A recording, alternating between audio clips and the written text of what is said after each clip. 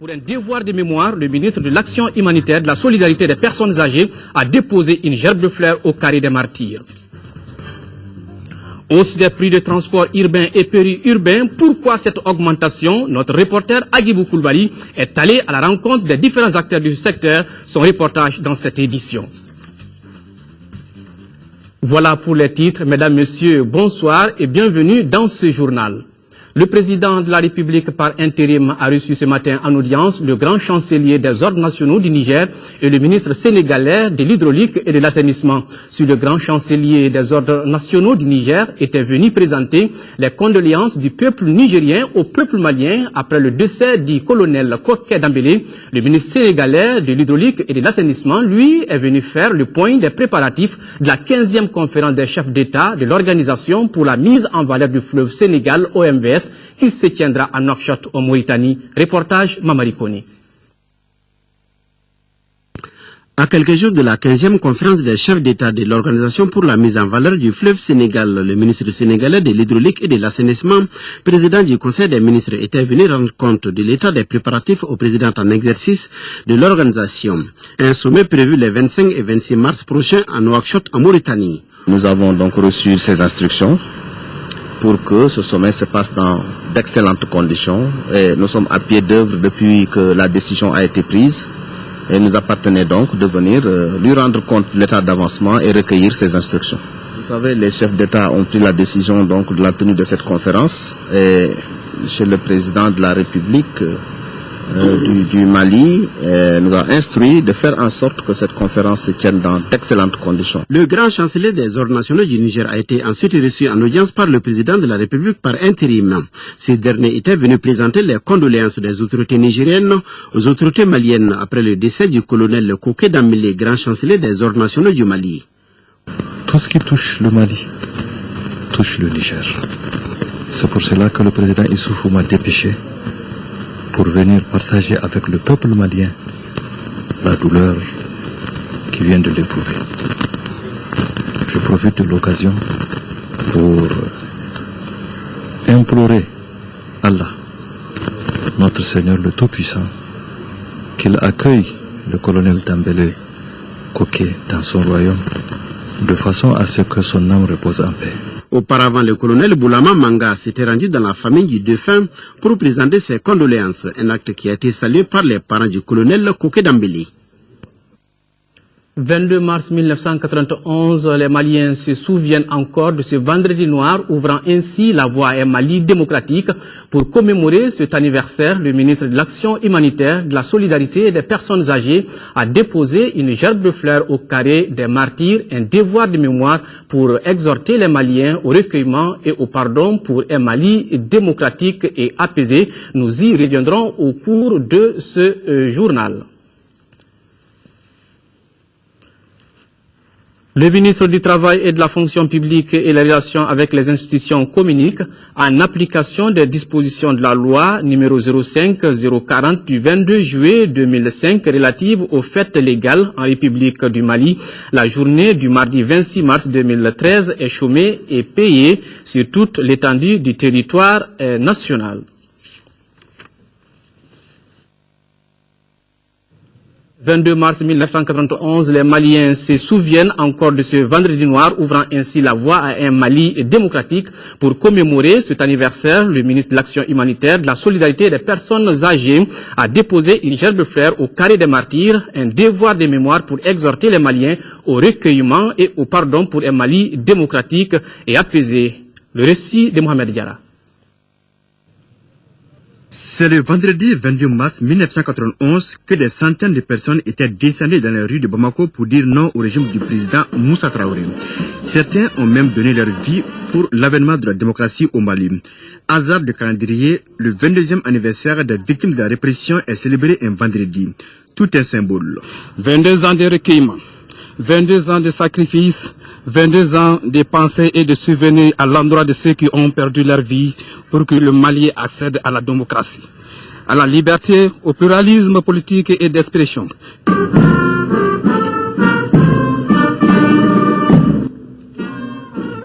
En En procédant au dépôt des gerbes de fleurs, le ministre de l'Action humanitaire, de la solidarité et des personnes âgées ne fait que respecter une tradition. Les circonstances dans lesquelles nous sommes aujourd'hui nous appellent encore à plus de recueillement, à plus de prières, à la fois pour la mémoire de ceux qui sont disparus, que leur âme repose en paix, mais également pour notre pays, pour que nous puissions retrouver une sérénité.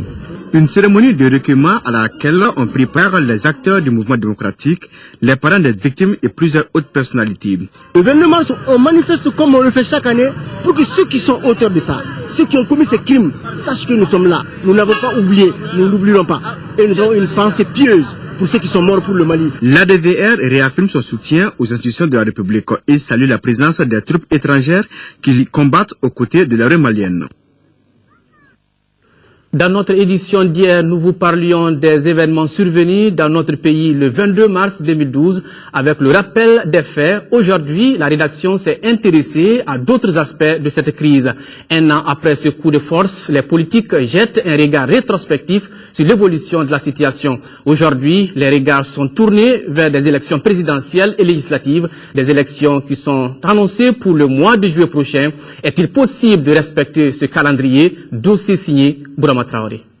Un an après le coup de force, les regards rétrospectifs des politiques sont on ne peut plus critiques. Le coup d'État, c'est un recul. C'est pourquoi la Constitution de la République du Mali prohibe le coup d'État. Dans un contexte de démocratie, même la plus imparfaite du monde, le coup d'État ne saurait être une bonne chose.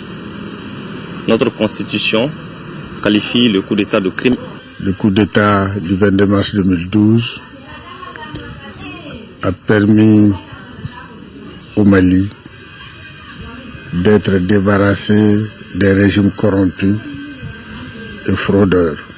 Il s'agit aujourd'hui pour les Maliens de tirer les leçons de ce recul de la démocratie et de faire en sorte que cette situation ne se reproduise plus dans notre pays qui sort lentement mais sûrement de la crise politico-sécuritaire. Avec l'intervention française, qui a besoin d'être consolidé, d'être renforcé, mais de s'appuyer fondamentalement sur l'armée malienne, qui a besoin d'informations, qui a besoin d'appui aérien, de formation.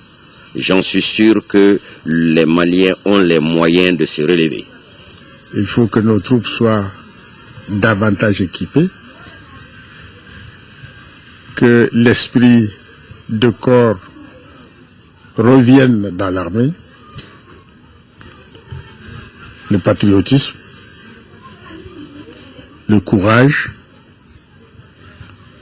et l'esprit de combat, qui signifie aussi de ne pas donner un pouce de terrain à l'ennemi. Je crois qu'aujourd'hui, la sortie de la crise passe par un processus politique. Il faut aller aujourd'hui à des élections.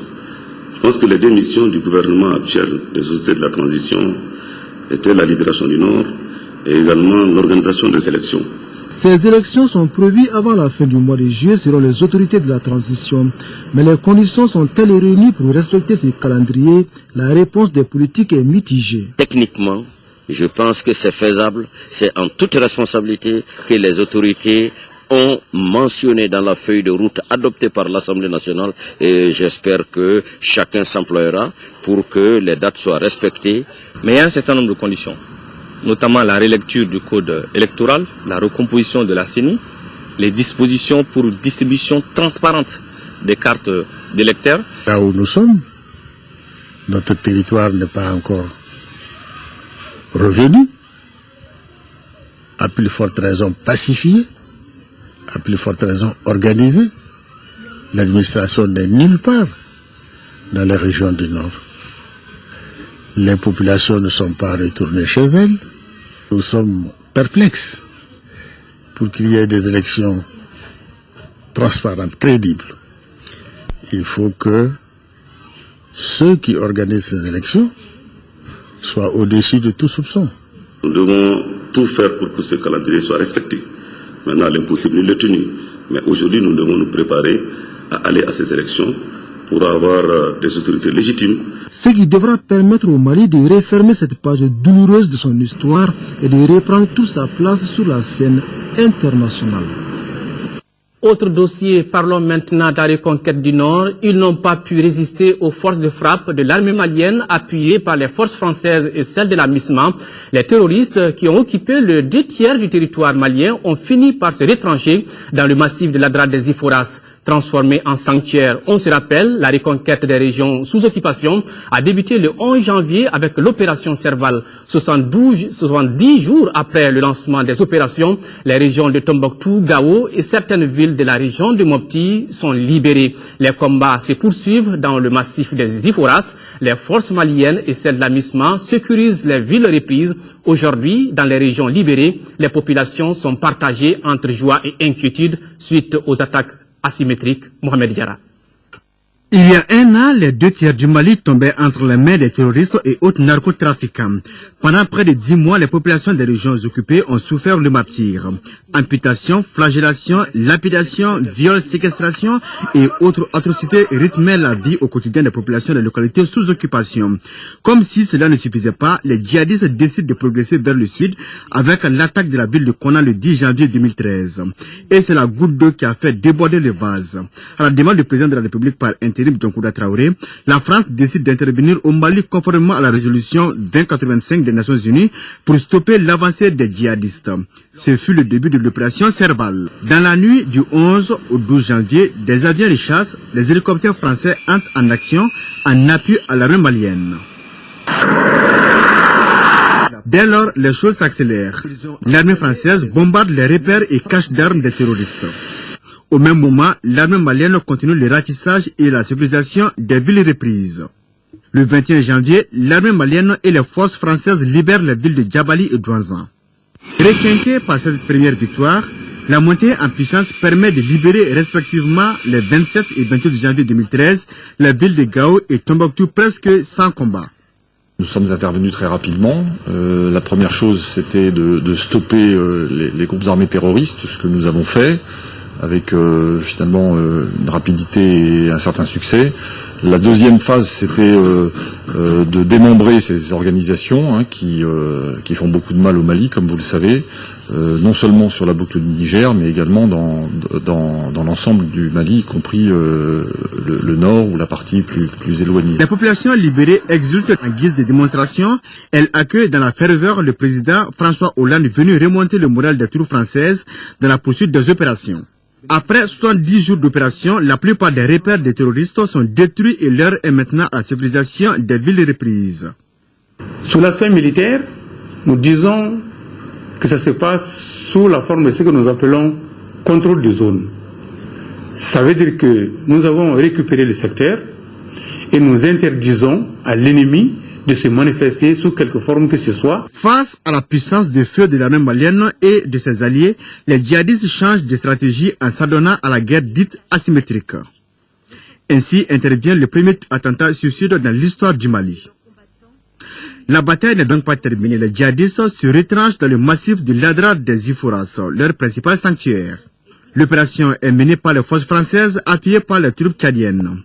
Et dans la logique qui se dessine, la MISMA doit être transformée en mission onusienne de maintien de la paix. Parallèlement à ce processus, les pays européens se mobilisent autour de l'armée malienne, au terme d'un programme bien défini. Il est nécessaire de former l'armée malienne aujourd'hui parce qu'elle a besoin de retrouver une capacité opérationnelle qu'elle a perdue. Lentement mais sûrement, le Mali recouvre son intégrité territoriale.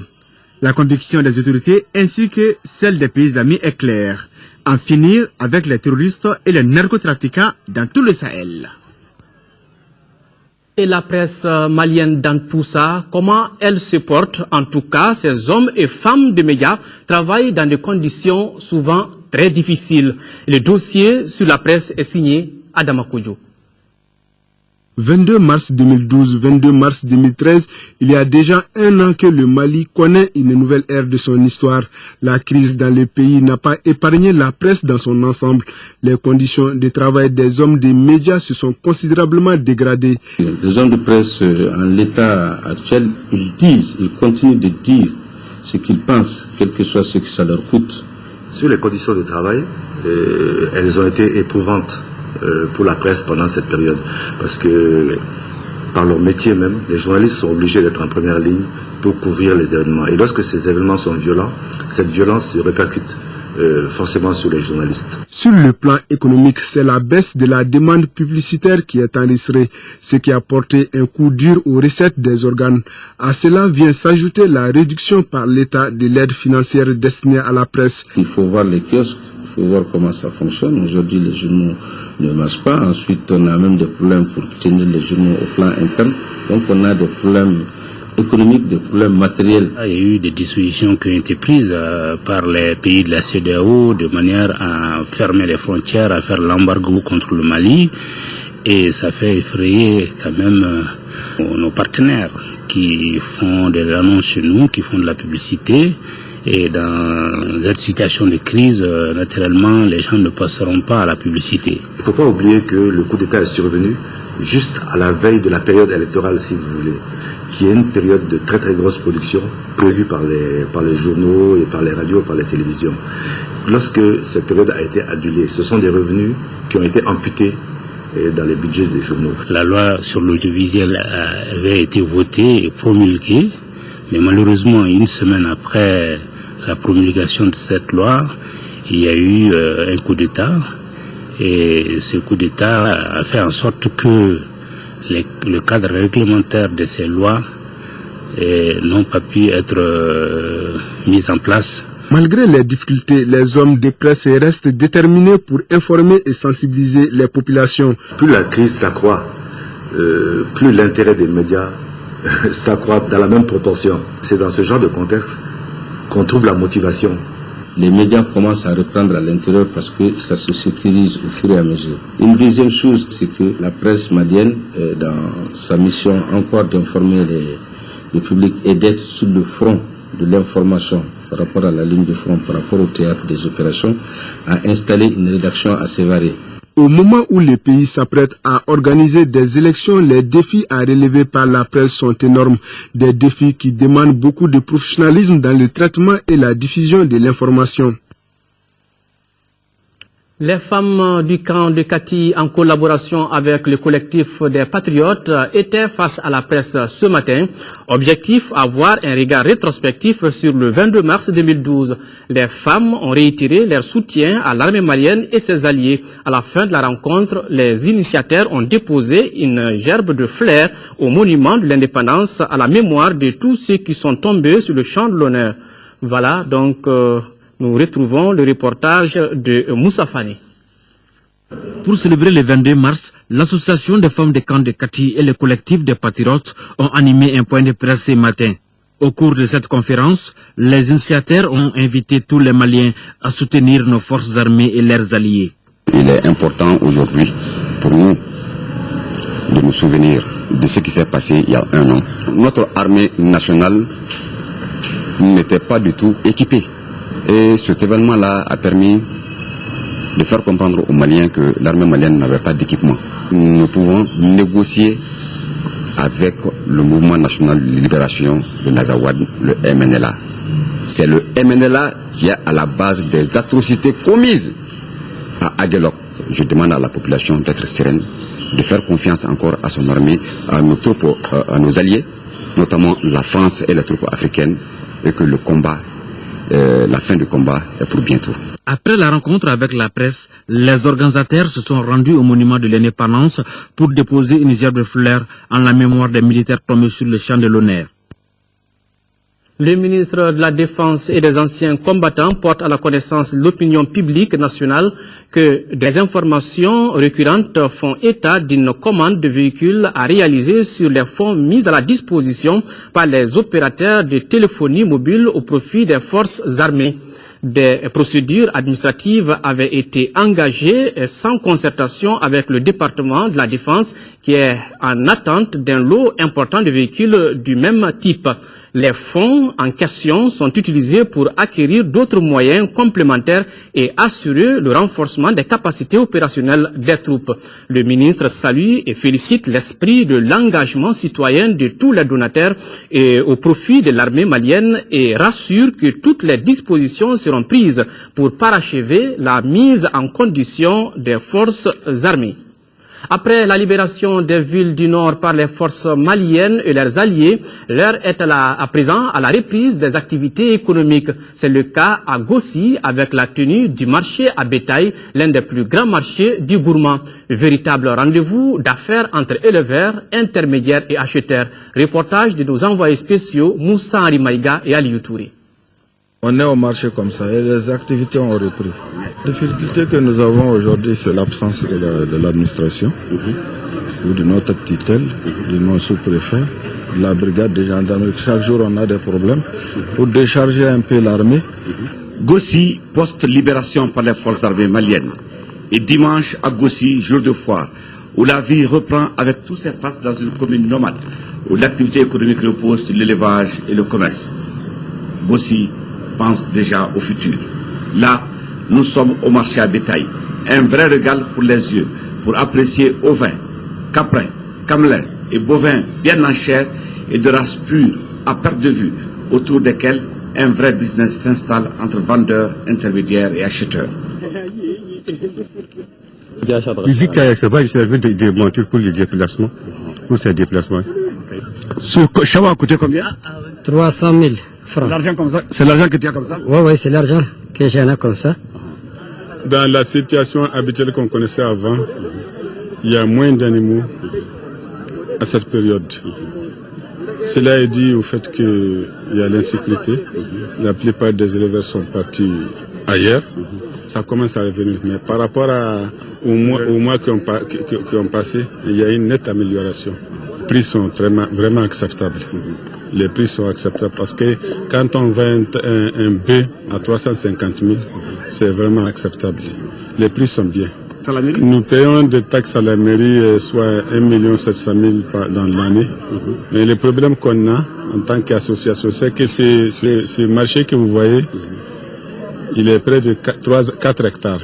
On a demandé au gouvernement et aux bailleurs de fonds de nous construire un marché digne de ce nom. On a obtenu ce financement de la construction d'un complexe à bétail à quelques 2 km d'ici.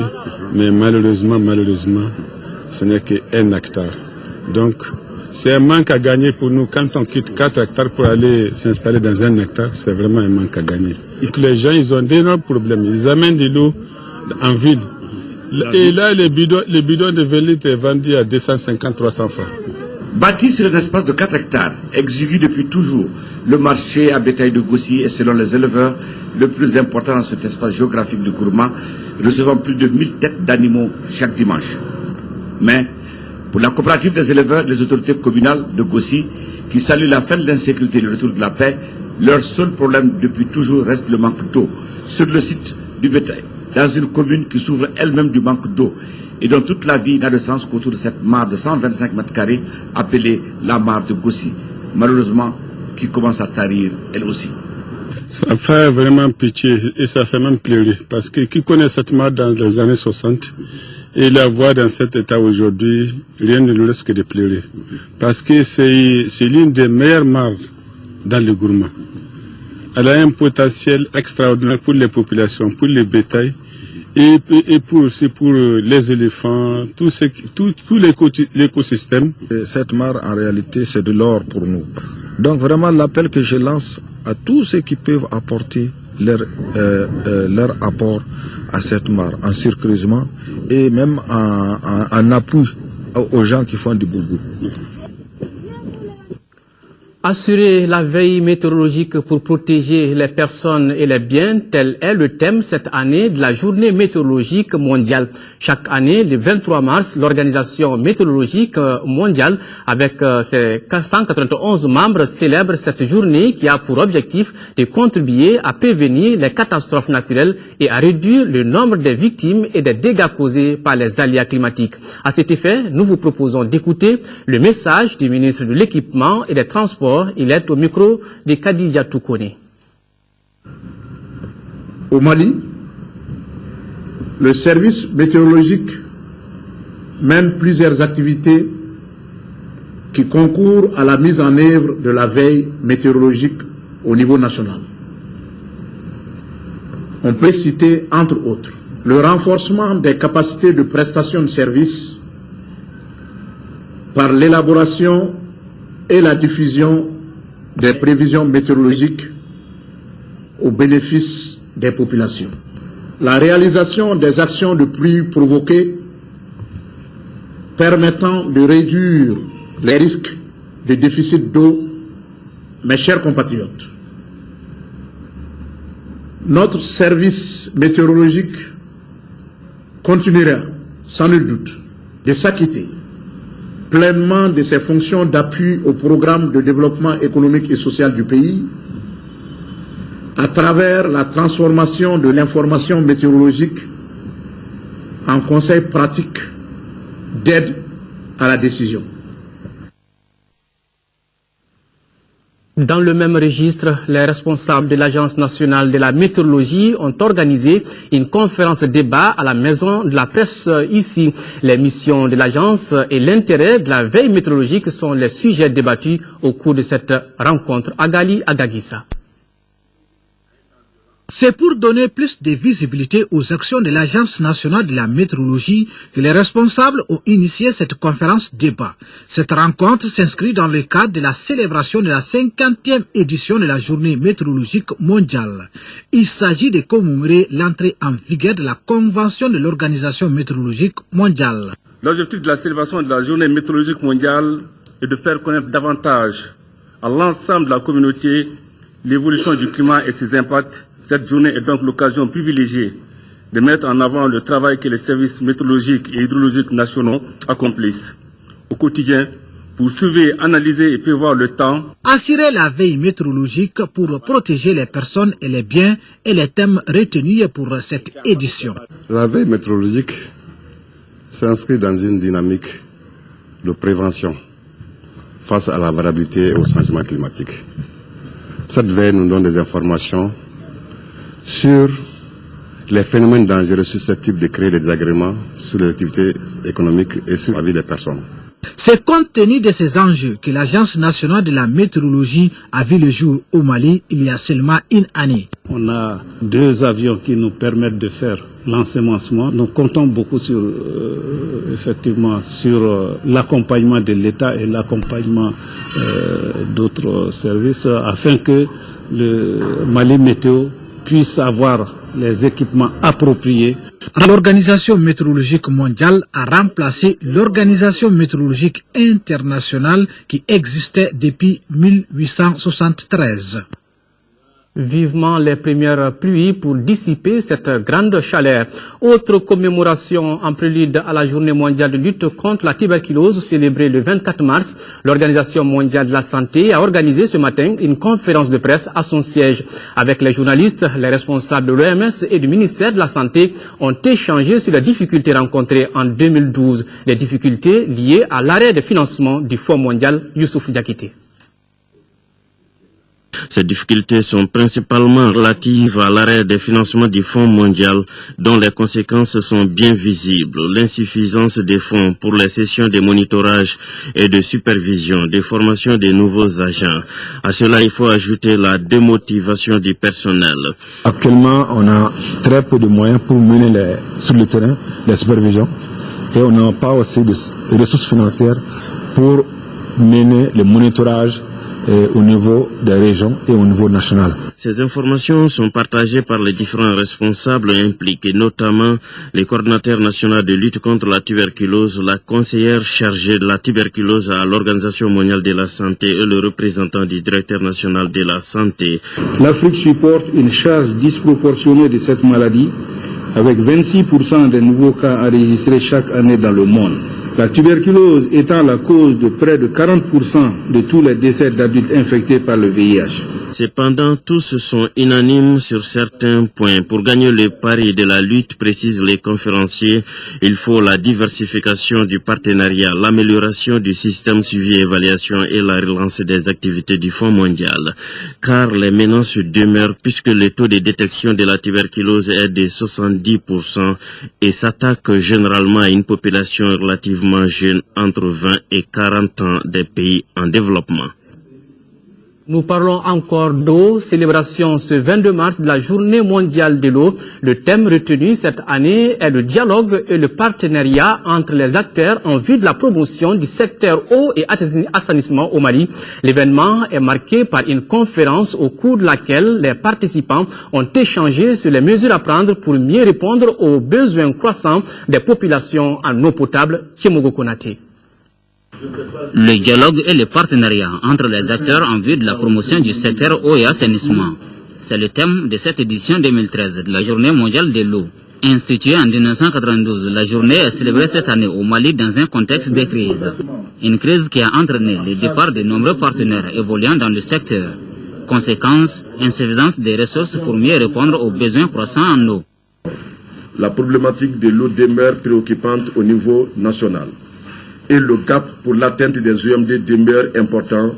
Et face à une telle situation, le concours de tous, État, société civile, secteur privé et partenaires au développement s'avère indispensable. Au cours de la rencontre, il s'agira de jeter un regard rétrospectif sur les efforts consentis en matière d'accès à l'eau potable au Mali et d'attirer l'attention des acteurs sur les menaces auxquelles fait face l'Afrique si rien n'est fait d'ici à l'horizon 2050. Les débats sont axés sur 4 communications relatives aux stratégies à développer en vue d'atténuer les risques. L'absence ou l'insuffisance d'eau potable, les difficultés d'accès à l'hygiène et la rareté des services d'assainissement sont les principales causes des problèmes de santé publique.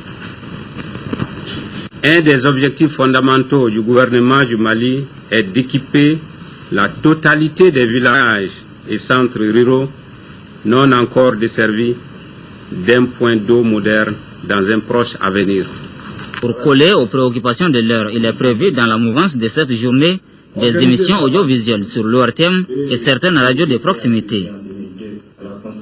Sur invitation de Thiaman Hubert Koulibaly, ministre des Affaires étrangères et de la coopération internationale, Dirk Niebel, ministre allemand pour la coopération économique et le développement, effectuera du vendredi 22 au dimanche 24 mars 2013 une visite de travail au Mali. Durant son séjour, il aura des entretiens avec son homologue malien et sera reçu en audience par le président de la République par intérim, professeur Dioncounda Traoré. Le ministre allemand se rendra également à Mopti où il rencontrera les autorités régionales et procédera à la remise de dons humanitaires. Partons à Mopti, en 5e région. Les communautés du cercle de Douanza sont rassurées du retour de la sécurité et de la paix avec l'arrivée du gouverneur de région de Mopti, Ibrahima Hamma Traoré, qui vient d'entamer une tournée de prise de contact avec les populations qui vaquent désormais à leurs activités. Au cours de cette tournée, il a été beaucoup question du retour rapide de l'administration et des personnes déplacées, des réconciliations et de l'organisation de l'élection générale de 2013. Le carnet de voyage de cette première étape, le cercle de Douanza, avec Diakaria Nama Traoré et Jules Sambou Sissoko. Première étape, le cercle de Douanza, libéré des mains sales des terroristes narcotrafiquants grâce à la vigoureuse intervention de l'armée française. La symbolique de cette démarche est forte et c'est la preuve du retour de la sécurité et de la paix. Nous avons visité les arrondissements, les communes et certains nombres de villages sur notre passage. Et nous avons été fortement marqués par l'accueil chaleureux réservé par les populations. Et cette visite a été pour nous l'occasion de constater en vue de consolider les mesures de sécurité. L'occasion également de lancer le processus de réconciliation communautaire dans notre région. Et enfin, de commenter la feuille de route en vue de préparer les prochaines élections présidentielle et législative dans notre région comme sur l'ensemble du territoire national. Après la liberté retrouvée, les préoccupations de l'heure ont trait au retour rapide de l'administration pour relancer les activités de développement. Il faudrait que tous les citoyens par commune et dans le cercle et dans les cercles de la région se mobilisent pour préparer les conditions de retour et d'accueil des déplacés de l'intérieur, mais aussi des réfugiés qui sont partis hors du pays. Ici, le gouverneur a remis au nom du ministère de l'administration territoriale des vivres et des non-vivres au sac de Douanza. À cela s'ajoute un lot de médicaments offerts par l'ONG APA Mali. En retour, le sac de Douanza a fait une contribution financière de plus 2 millions de francs CFA et des vivres aux forces des armées et de sécurité du Mali. Autre visite, c'est celle du ministre de l'Élevage et de la Pêche en première région. Diané Mariam Kone a inauguré hier à Diema un marché à bétail réalisé par l'OPEP à travers le pas des eaux pour plus de 137 millions de francs CFA. Le ministre Diané Mariam Kone a visité aussi le périmètre pastoral de Tamafounou dans la commune de Lakamane. Reportage Jafar Aïdara. Ce marché à bétail que le ministre de l'Élevage et de la Pêche a inauguré est un complexe architectural qui associe à la fonction de vente d'animaux la possibilité de mener des activités d'embauche, de faciliter les actes vétérinaires sur les animaux et de procéder à leur embarquement dans les meilleures conditions.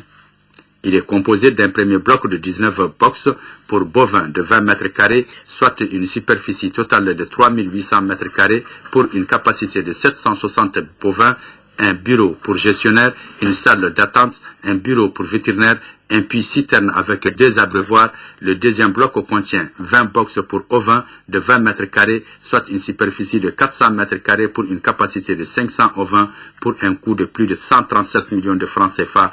Après, ces 2 marchés à bétail ont été construits dans le cadre de la mise en œuvre de la première tranche des activités du programme d'appui au développement durable de l'élevage au Sahel occidental PADESO, grâce à un financement partiel du fonds de l'OPEP.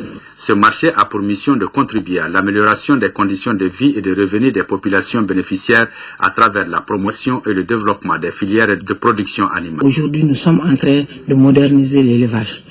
Et c'est ce que vous avez vu au niveau du Diema par rapport au marché du bétail et ce château d'eau qui est derrière moi, qui, en tout cas nous qui sommes à Bamako, on serait étonné d'avoir un tel château à ce niveau-là, parce qu'on va dire l'eau c'est pour simplement les humains, mais c'est aussi pour les animaux. Le ministre a visité le système de pompage pastoral de Tamafounou dans la commune rurale de Lakamane. Il faut ajouter que le PADESO en région de Caille a réalisé 15 puits modernes, 6 périmètres pastoraux, 7 parcs de vaccination et 3 marchés à bétail. Cérémonie de lancement cette semaine à Djabali d'un programme d'activité humanitaire initié par le consortium Ouaga. Ce programme vise à améliorer les conditions de vie des personnes déplacées des régions nord. Compte rendu Cheikh Oumar Diallo. Le consortium Ouadia est un regroupement de 4 ONG nationales qui interviennent depuis plusieurs années dans la région de Ségou dans divers domaines. Il s'agit des ONG Walé, Alpha Love, G-Force et Yeredon. Ces ONG, vu la double crise alimentaire et sécuritaire qui affecte plusieurs de nos localités, se sont mises ensemble pour initier un programme d'activité humanitaire. À travers ce programme, le consortium Ouadia prévoit l'octroi de kits alimentaires composés de riz, de farine, d'huile et de lait, la mise à disposition des ressources financières pour la prise en charge des frais d'ordonnance, la formation de 20 relais dans le cadre de la lutte contre les MRT VIH-Sida. C'est des ONG qui interviennent déjà dans la zone, dans le domaine de la santé, l'éducation, l'environnement et les activités génératives de revenus. Donc environ 10 millions pour apporter un appui aux populations déplacées. Nous nous réjouissons vraiment des initiatives et des activités programmées. Nous avons tenu à venir pour les saluer, pour les remercier, les soutenir dans leur élan. Et je pense qu'au bout du jour, nos souffrances vont être atténuées. La cérémonie a pris fin par la remise symbolique des kits à certains bénéficiaires par le préfet du cercle et le représentant du consortium Ouadia. On vous l'annonçait dans les titres, la hausse des prix des transports urbains et périurbains ces derniers jours a pris tout le monde de court. Pourquoi cette augmentation et maintenant? Que pensent les usagers, chauffeurs et syndicalistes de cette situation? Notre équipe de reportage dirigée par Agibou Koulibaly a fait un tour en ville. Voici son reportage. La conséquence directe de cette augmentation est que le tarif des lignes qui était à 150 francs CFA passe à 200 francs CFA. Le ticket des trajets qui était à 200 francs CFA grimpe à 250 francs CFA. Une augmentation qui n'est pas du tout appréciée par les usagers. Nous ne sommes pas tout à fait d'accord. Ça nous a surpris. Je me suis rendu compte quand je suis rentré dans la Sotrama ce matin. Je venais de Banankoro. J'ai payé 150 francs au lieu de 100 francs CFA comme d'habitude. Les chauffeurs justifient cette décision par la hausse du prix du carburant. L'augmentation des prix n'est pas notre souhait. C'est le carburant qui est trop cher. La recette de Massotrama est 15 000 francs. Or, tous les jours, nous payons 22 010 francs de carburant. C'est la coordination des groupements professionnels de transport et la Fédération nationale des syndicats et conducteurs du Mali qui ont décidé de majorer de 50 francs CFA tous les tarifs actuellement en cours dans la capitale et environ. Tant que les prix du carburant ne s'arrêtent pas, impérativement, nous, on est obligé de maintenir. Parce que ça nous fait 8 ans. On est en train de travailler dans les pertes. Bon, moi, je pense qu'il est temps. Si on ne fait pas une majoration de 50%, normalement, notre secteur disparaît. Une initiative que les autres acteurs du transport ne partagent pas. On n'a eu aucune information relative à cette augmentation, ce qui nous paraît vraiment incorrect lorsque nous savons qu'avec ces organisations, syndicats, nous sommes ensemble dans plusieurs comités. On l'a pris comme tout citoyen, lambda sur le terrain. C'est d'habitude, disons que les prix quand même sont libres. Il y a beaucoup de prix qui sont libres au Mali, mais d'habitude pour des points sensibles comme le transport collectif urbain, d'habitude nous faisons des négociations et on aboutit à quelque chose et puis là on l'applique. Mais cette fois-ci, je pense que ça a été unilatéral. Nous n'avons pas, en tant que structure chargée de la régulation de la circulation et des transports, nous n'avons pas été associés à cette décision. Nous n'avons pas été donc associés, nous n'avons pas été impliqués. C'est une mesure que nous avons apprise comme ça en ville, comme vous et nous. Et donc nous sommes jusqu'à la date d'aujourd'hui en train d'en savoir plus, donc de chercher les vrais motifs. Il est temps de poursuivre les contacts nécessaires avec les autres acteurs du transport pour que cette situation ne perdure. À l'instar de la communauté internationale, le Mali célèbre dimanche 24 mars la journée mondiale des lépreux. En prélude à cet événement, la fondation Orange Mali a offert des bœufs, une enveloppe et des moustiquaires à l'Union malienne Raoul Folero. Par ce geste, Orange Mali réaffirme son engagement à accompagner les autorités compétentes pour le mieux-être de nos populations. Compte rendu Rachel Tessougué. En prélude à la 60e journée mondiale des lépreux prévue pour le 24 mars, la Fondation Orange Mali offre 10 bœufs, un chèque de 500 000 francs CFA, des moustiquaires et des t-shirts à l'Union malienne Raoul Folero. Par ce geste, Orange Mali veut rendre le sourire aux malades de la lèpre et leur exprimer leur solidarité. La fondation d'entreprise Orange Mali communie depuis 8 ans maintenant avec l'Union malienne Raoul Folero pour célébrer la journée mondiale de la lèpre. Cette journée est aussi l'expression de la lutte contre l'exclusion pour nos frères et sœurs malades de la lèpre. Le président de l'Union malienne, Raoul Folero, a chaleureusement remercié les responsables de la Fondation Orange Mali pour leur soutien constant et inconditionnel à leur organisation. Par ce geste, vous contribuez positivement à garder ce symbole très fort et vous démontrer, si besoin est, votre amour pour les malades et handicapés de la lèpre. La Fondation Orange Mali s'engage également cette année pour la réfection du jardin d'enfants du Centre national d'appui à la lutte contre la maladie. Ce centre accueille les enfants des malades blanchis de la lèpre et aussi des enfants issus de milieux défavorisés. 60e journée mondiale des lépreux. Un esprit sain dans un corps sain, sport, football, CAN Junior, l'Algérie 2013 au compte de la 3e et dernière journée de la phase de poule dans le groupe A. L'Égypte a battu le Bénin par le minimum de 1-0. Les points, c'est avec Koumba Nyambele. Pour la demi-finale de la CAN Algérie 2013, c'est l'Égypte et le Ghana qui se sont qualifiés cet après-midi dans le groupe A, abattant respectivement 1-0 le Bénin et 2-0 l'Algérie. Au démarrage du match Égypte-Bénin, c'est les Égyptiens qui se signalent en premier avec un but à la 22e minute marqué par Karaba. Ce score mène à la pause. À la reprise, les Béninois passent à la contre-attaque, multipliant les occasions sans trouver la faille. 1-0 pour l'Égypte sera d'ailleurs le résultat au terme de la rencontre. L'autre affiche de la journée a vu la victoire 2-0 du Ghana sur le Bénin. Du coup, l'Égypte termine premier du groupe A avec 9 points. Suivi du Ghana 6 points, le Bénin et l'Algérie quittent la compétition avec 1 point chacun. Voilà, toujours sport CAN Algérie 2013, le Mali déjà qualifié pour les demi-finales joue demain sa 3e rencontre de poule contre le Gabon. L'objectif pour la formation malienne est de poursuivre la même dynamique de victoire depuis le début du tournoi, même si l'entraîneur Moussa Keita Dougoutigi a décidé de faire tourner l'effectif Ousmane Daou et Mamadou Sidibé depuis l'Algérie. C'est avec le ticket de la qualification en poche pour les demi-finales que le junior malien aborde cette 3e et dernière journée de poule contre le Gabon. Dans ce match sans enjeu pour Ali Rango et ses partenaires, l'entraîneur malien procédera certainement à une revue de troupes pour permettre au cadre de sa formation de souffler un peu, mais aussi de donner du temps de jeu à ses remplaçants pour consolider davantage l'esprit de groupe et de montrer à tout le monde qu'ils sont concernés par ces différents plans de jeu. C'est pourquoi il insiste sur la rigueur et la solidarité à travers ces différentes causeries avant-match. Oubliez les 2 rencontres précédentes en corrigeant les lacunes de l'équipe tout en cherchant à consolider les forces pour ne pas tomber dans la facilité après la qualification en demi-finale. Tel est le leitmotiv pour cette confrontation contre le Gabon. Cette partie Mali-Gabon se jouera à Aït-Tebouchent, la 2e ville qui abrite le tournoi et base du groupe A. La localité est située à 70 km d'Oran. L'autre rencontre de notre groupe opposera le Nigeria et la RD Congo à Oran.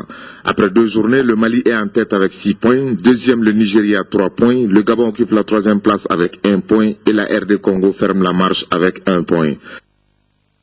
Voilà, on sent la force dans les jambes. C'est tout pour cette édition. Merci de l'avoir suivi. Merci également à tous ceux qui ont aidé à sa réalisation. Demain 13h, retrouvez Nyanya Aliou Traoré à 20h, Aïssata Ibrahim Maïga.